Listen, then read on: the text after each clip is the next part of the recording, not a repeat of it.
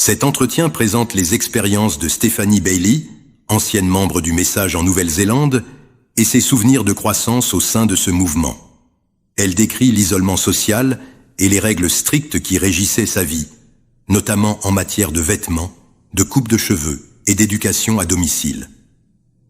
La conversation explore également les doubles standards au sein de la secte, où les royalties pouvaient enfreindre les règles comme la célébration de Noël ou la possession d'une télévision, contrairement aux membres ordinaires.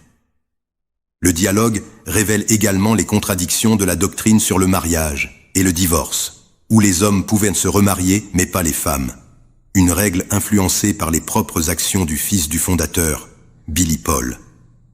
Enfin, Stephanie partage ses conseils pour s'adapter au monde extérieur après avoir quitté une secte, soulignant l'importance de la socialisation, de la découverte de soi et de l'acceptation. Bienvenue. Aujourd'hui, on plonge dans des sources assez personnelles, fournies par une personne qui nous écoute. Oui, c'est centré sur le témoignage de Stephanie Bailey. Exactement, son expérience en Nouvelle-Zélande dans ce groupe qu'on appelle Le Message, basé sur William Branham. Un groupe assez fermé, d'après ce qu'on comprend. Oui, et la source principale, c'est un entretien avec elle. Donc l'idée, c'est de comprendre un peu son vécu, les dynamiques là-bas, en Nouvelle-Zélande spécifiquement, et puis les défis de grandir dans un milieu comme ça. Tout à fait. Un environnement très contrôlé. Et le point de départ qui est fascinant, c'est que sa famille a cofondé l'église locale. Ah oui? Elle faisait partie, pour ainsi dire, de la royauté du groupe. Alors voyons voir, comment ça a pu façonner son enfance, ça? Au-delà des règles, je veux dire. C'est un point crucial. Parce que cette royauté, ça n'implique pas juste des privilèges matériels. Non, bien sûr. C'est surtout une proximité presque inévitable avec les contradictions du leader, Branham. Et puis les doubles standards. C'est-à-dire? Par exemple, des choses comme célébrer Noël en privé, alors que publiquement, c'est condamné. Ou avoir une télé. Des choses tolérées pour l'élite, mais interdites aux autres. D'accord. Et cette proximité avec l'hypocrisie, forcément, ça crée une dissonance. Ça peut miner la foi de l'intérieur. Bien plus que pour un membre lambda qui n'a pas accès à ces informations. Et justement, Stephanie décrit une enfance assez isolée, même si elle a fait quelques années à l'école publique, après c'était école à la maison. L'isolement classique, oui. Avec les règles très visibles, les jupes longues, les cheveux jamais coupés. Pas de boucle d'oreille. Voilà. Elle dit qu'elle se sentait comme une enfant bizarre. Et elle mentionne que le groupe les comparait souvent aux frères exclusifs. Ah oui, pour renforcer leur propre identité, sans doute. Se définir par opposition. Oui, probablement. Et puis évidemment, l'omniprésence des livres, des cassettes de Branham. Elle parle du livre Hôtel familial, utilisé quotidiennement. C'est ça, l'endoctrinement dès le plus jeune âge, constant.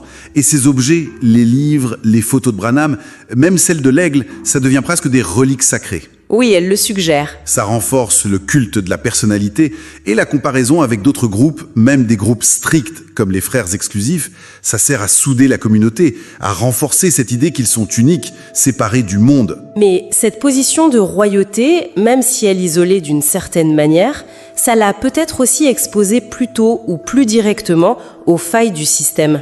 C'est très probable, oui. Elle parle de contradictions qu'elle a découvertes, le fameux nuage mystérieux de 1963. Ah, le nuage, oui.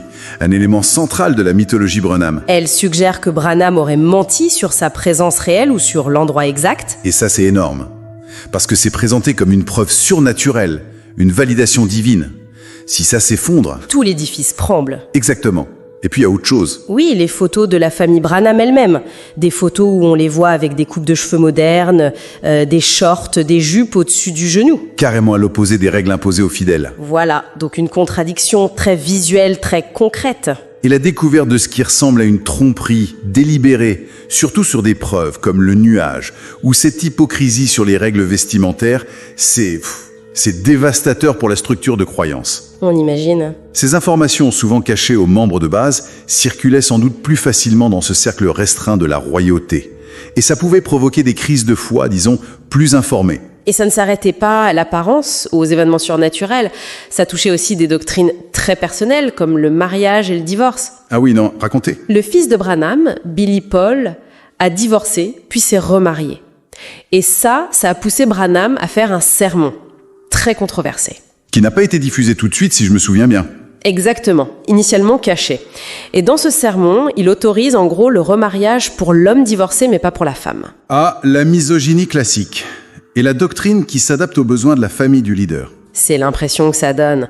Et d'ailleurs, on apprend que la propre grand-mère de Stéphanie, qui était cofondatrice, Oui. elle a fini par quitter l'église. Waouh, ça c'est un signal fort. Une cofondatrice qui part. Ça montre bien que même au cœur du réacteur, ces incohérences pouvaient devenir insupportables. Ce sermon sur le divorce, c'est vraiment emblématique de ce double standard.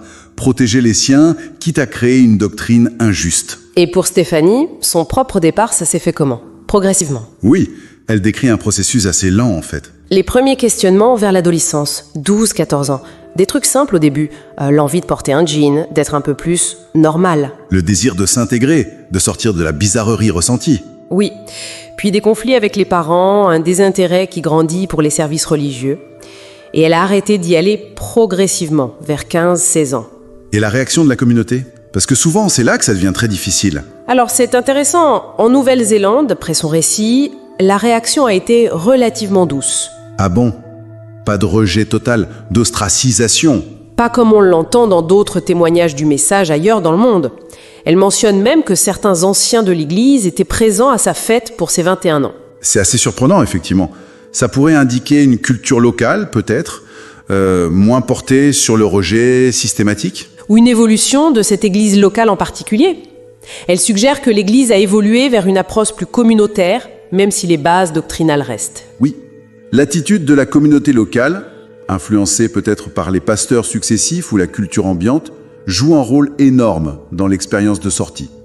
Le rejet n'est pas une fatalité absolue, même si c'est fréquent. Et elle insiste sur l'importance de l'après, une fois sortie, aller à l'université, travailler, rencontrer des gens qui n'ont rien à voir avec le groupe. Essentiel. C'est cette interaction avec le monde extérieur qui permet de déconstruire l'endoctrinement. De se refaire une identité? Exactement.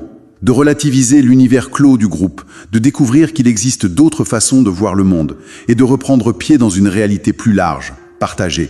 C'est vital pour la reconstruction personnelle. Donc si on résume un peu ce témoignage, on a cette perspective de l'intérieur, le poids des règles, de l'isolement, L'impact dévastateur des contradictions et des doubles standards, surtout quand on est proche du centre du pouvoir. et puis ce cheminement personnel, souvent long et complexe, pour finalement s'en extraire. C'est tout à fait ça. Ça illustre bien la complexité de ces dynamiques sectaires. La doctrine officielle d'un côté et les pratiques internes de l'autre, surtout pour l'élite. Une tension constante. Oui. Et ça met en lumière la résilience qu'il faut pour oser remettre en question tout son univers, toute son éducation, et se reconstruire une vie après. Alors qu'est-ce qu'on retient de tout ça?